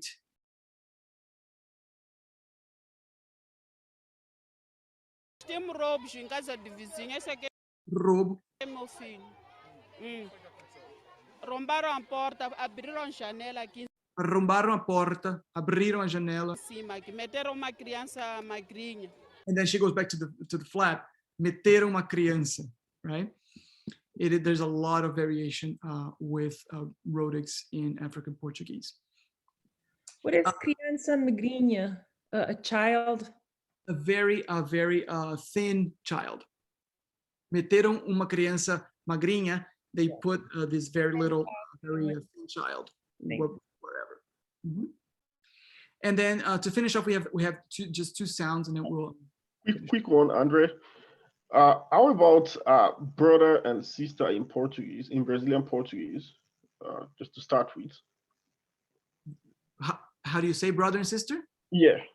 Okay, so depending on the dialect, you can have irmão, irmã, irmão, irmã, or you can have irmão, irmã, or you can have irmão, irmã, right? Okay, yeah. So the variations also exist in that, even with that, right? Like the variation of the R's. Correct. And the two more prestigious pronunciations are the tap, irmão, irmã, or the glottal fricative, irmão, irmã, irmão, irmã, irmão, irmã. Retroflex irmão, irmã may have local prestige, but nationally speaking is a little bit, very actually stigmatized. Okay. Thank you. And real quick, the NH frequently corresponds to Spanish ñ, right? But while most Spanish dialects ñ is pronounced ña, BP NH is actually not even a consonant. It's just a glide, right? And so niño, niño, niño, it doesn't mean the same thing, but it's there are homographs, right? You have niño, niño, niño, niño, niño, niño, niño. And so I had my Peruvian colleague to pronounce a few words, and I pronounced them on the other side real quick. Niño. Niño. Baño. Banho. Leña. Lenha. Seña. Senha. Señor. Senhor. Castaño. Castanho. Español. Espanhol. España. Espanha. Okay. España. España. Espanha. Espanha. Niño. Niño. Baño. The LH in standard varieties, prestigious in normative pronunciation, is what we call the palatal lateral, right? Or a sequence of L and Y. Many speakers do not have the palatal, they just say lia instead of lia, right? So you have mulher, mulher, or mulher, mulher, mulher. But in other varieties, they're non-prestigious, often associated with low levels of education, and also depending on the socio-pragmatic context. You have the glide mulher, mulher, which is all over the country, or just the L, mulher, mulher, particularly in the Northeast, okay? And so, billete, bilhete, maravilla, maravilla, llama, llama, billar, billar, brillante, brillante, gatillo, gatillo, orgullo, orgullo, repollo, repollo. Or with J, mujer, mujer, abeja, abella, trabajo, trabalho, oreja, orelha, hijo, filho, navaja, navalla, aguja, agulla, tejado, telhado. Okay? What I want to show you guys is this video real quick from the Northeast, right? In which the older lady is going to say mulher, mulher, and the older man is going to say melhor trabalhar não é melhor, melhor trabalhar não é melhor, right? But the reporter, with assuming with a high level of education, is going to say os mais velhos, okay? And the topic is about men using Twitter. These older folks think that men shouldn't use Twitter because it's a women's thing and not men's thing, okay? And we will be done real quick. Share. Oh. Let me see, share. Are you guys, what are you guys seeing? We still see the Maputo. Okay, I pressed something wrong here. There you go. All right. All right, here you go. Eu não aceitava, não. Porque isso aí não é para homem. Não é para homem, é para uma mulher. É para uma mulher. And then in 118. Mulher, ele morre sem mulher. Porque não é melhor trabalhar, não é melhor? Melhor trabalhar, não é melhor? Para ganhar o dinheiro. And then the actual report at 234 says values, right? In which you can see that this lhe is associated with the level of education of the speaker. Você acredita assim que os mais velhos? Que os mais velhos, okay? Instead of que os mais velhos, okay? And I think that is what we had. It's already 12 noon, almost here. What I wanted to show you guys was a couple websites, and where is it? Here it is. To look at these sounds and also talk a little bit about the books. Let me go here, the website. Phonologia.org. It's essentially more or less what we have for Spanish, that Iowa website that we have for Spanish. Mm-hmm. You have this website, but it was also created for people who are studying letras in Brazil. So that's why you have English too. But if you're interested in, okay, what's going on inside the mouth when I'm pronouncing lia, right? You can just press and then you see how to actually pronounce it. It's being revamped. If you look in here, it's being revamped, but it's a great tool if you're going to be teaching a pronunciation or phonetics course in Portuguese.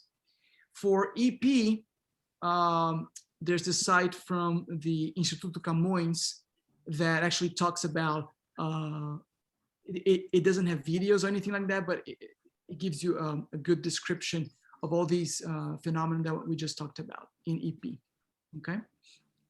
And then as far as books, and I'm talking about these resources because some of you indicated in the registration form that you wanted some resources. Well, Scott talked about our book. There are also two others. There's this Manual de Fonética, right, which is just for EP. It's very mechanic, right? But you can, if you're not too familiar with EP, this is a great tool. You have this book too, also by Tashnet and Simões, Pronouncing Brazilian Portuguese. It's just BP. It's written in English.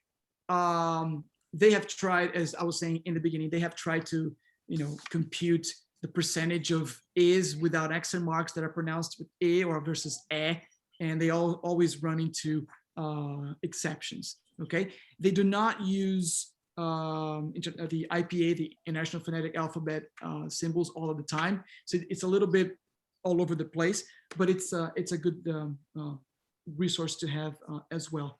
And as Scott said, we have our book here, which is inspired by and basically followed the approach of Sonidos en Contexto from our great Tara Morgan. In fact, I taught Spanish 404 back in the first time, fall of 2010. And I think Tara's book came out in 2010 as well. And I was like, this is so good. We need something similar, at least for Portuguese. So that was the whole impetus to write a book like this. It's not as good as Tara's, but it's hopefully one day we'll try to make it get there. Okay, and I try to put a lot of activities, because these two books, they are rather dry in the sense of everything's black and white and just repetition and that's it. Versus our book, I try to follow Taro's approach and you have communicative activities and whatnot. Okay, and so I think we are out of time, but please do make any comment or any questions or curiosities that you may have, and then we'll talk about it. So before we get to questions, I do want to note that it is 3:05 and I understand some people might need to leave. As we mentioned before, we will go ahead and post the recording as well as the PowerPoint, the resources that are being offered right now. You will be getting an email from me on Monday with a link to that, as well as a short survey so that you can give us feedback. It takes less than 5 minutes, but it really is helpful for us in terms of making sure we plan workshops according to the topics and discussions that you want to be having. So if you need to leave, you can go ahead, but if you want to stay on, if you have questions or want to talk a little bit more, you guys are more than welcome to.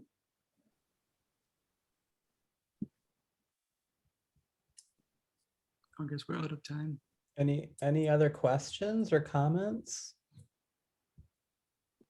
Let me just take this a second here to say muito obrigado to André. Oh, this is where we need to take a picture, right? Patty, can you take a picture? Yeah, I was gonna wait for him to wait until the very end, but I can do it now. André said he wanted it with all of our names on here, so. How does, oh, okay, that one, and then is this, okay, so I see, okay, let's see. You, and then I'll stop sharing and then we can have everybody. Yeah.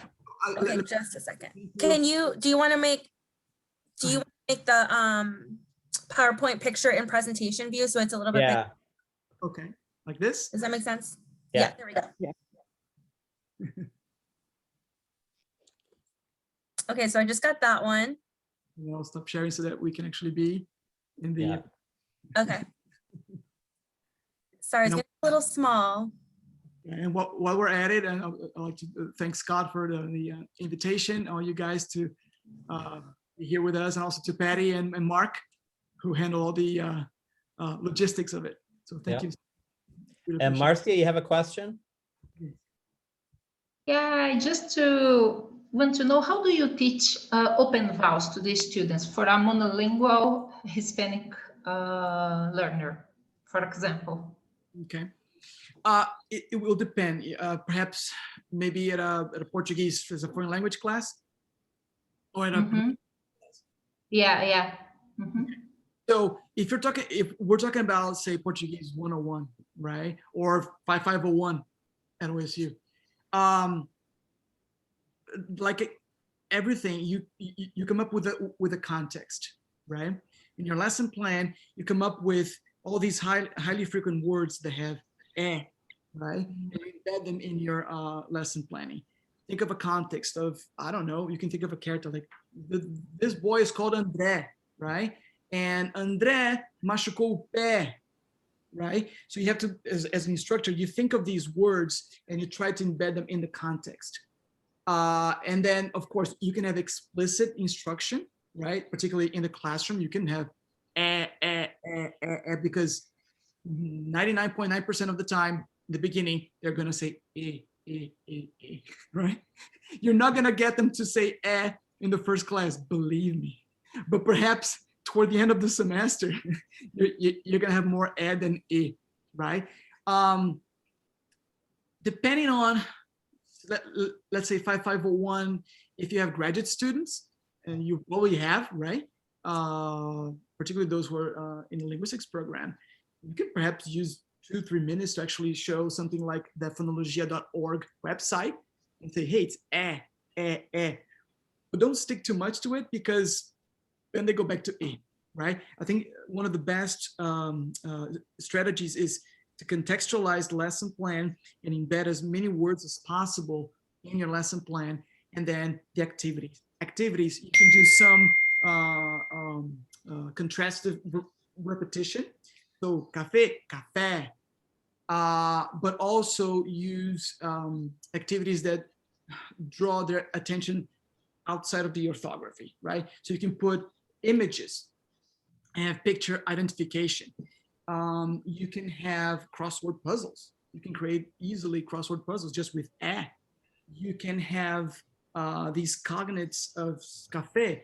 You can scramble the syllables and have, okay, these words all have S. What words are they, right? So you can vary your activity according to the level. Okay, okay, thank you. I had a question about when you were talking about syllable final S being resyllabified and becoming voiced. I missed whether that was a standard feature or whether that was a dialectical variation. Everybody. This is something from the phonology of the language. Like, you're gonna have that Z no matter where you're from, right? Because also orthographically, if you think about it, you have minimal pairs like asa, asa, which means wing, right? Asa and asa, the verb asar, to bake, right? Orthographically, that one S between vowels is Z, and the double S is always S. And so when you resyllabify something like as, escolas, that orthographic S, and I'm talking about orthography because many students are not linguists, so if you use orthography, they will understand. That S will, when you resyllabify, will become intervocalic. And that's why you have as escolas, right? And it's one of the most difficult things for native speakers of Spanish, because in Spanish, you resyllabify the S and las escuelas están, right? It's still S, right? But then again, it goes back to what Marcia was asking. How do you teach it? You have to come up with activities that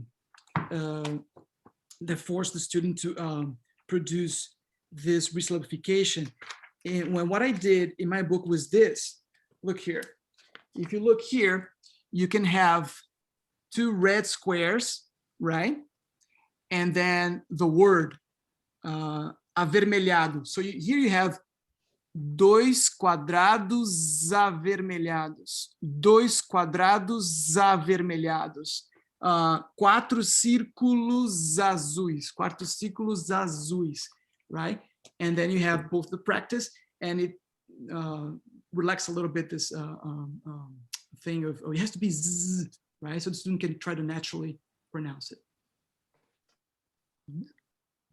That's a great question, because that was something that was very difficult for me. And I remember my first trip to Brazil, I was in the elevator with a father and a son. The son could not have been more than 4 years old, and he was just doing great voicing across syllable boundaries of S's before vowels. And I was like, this kid is way better than me.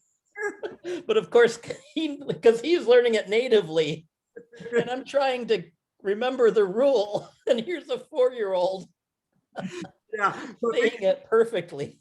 These activities that, you know, because otherwise, if you just say it is like this, people are just gonna be like, this is too, I can't do it. But if you embed it in these activities, they'll end up doing it. But you know, being from São Paulo, I really have to, if I want to imitate people from Rio, I really have to stop to do it, because you don't have s and z, the same place of articulation. You just change the voice and you can get it. But then in Rio, you have sh. As escolas estão, as escolas estão. Like, if I don't stop and do it, I can't. It's not part of my phonology. I just can't, right? And people from Rio talk like as if it was nothing. So, thank you, guys. Any other comments or questions? I just want to say thank you. It was a very comprehensive. It was great. And I love your practices that you integrated, and just makes it so much easier to process and retain. So thank you for your excellent presentation. Thank you. I had to run a little bit for the constant, because otherwise we wouldn't have time, and we're out of time already. But hopefully we can get a taste of it, and then I'll send the PowerPoint to Scott, or the PDF to Scott, and you can look at the YouTube videos com calma.